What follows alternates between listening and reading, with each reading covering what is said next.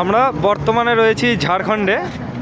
আমরা এসেছি দুর্গাপুর থেকে। তো এই কাকাবাবুরা এসছেন কলকাতার কল্যাণী থেকে। তো এনাদের বয়সটা দেখুন একবার, তবু এনারা যে এতটা এনজয় করতে পারছে এটাই একটা বিশাল ব্যাপার। এরা অনেক দূর থেকে দুজনেই একটু বেরিয়েছে ঘুরতে, এটাই দেখার বিষয়।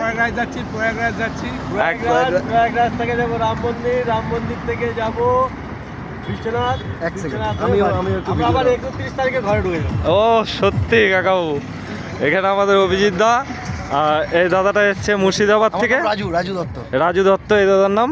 মুর্শিদাবাদ থেকে এসছে, এই এসছেন কল্যাণী থেকে বাইকটা নিয়ে। তো দাদা একবার আপনার এজটা বলে দিন। 52 আপনার সন্দীপ।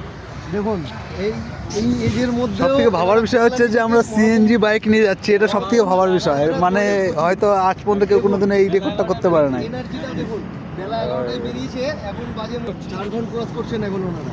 আমার সঙ্গে দেখা হয়েছে, চালু। এটা আমার বাইক, ওটা ওই দাদাদের সঙ্গে দেখা হয়েছে।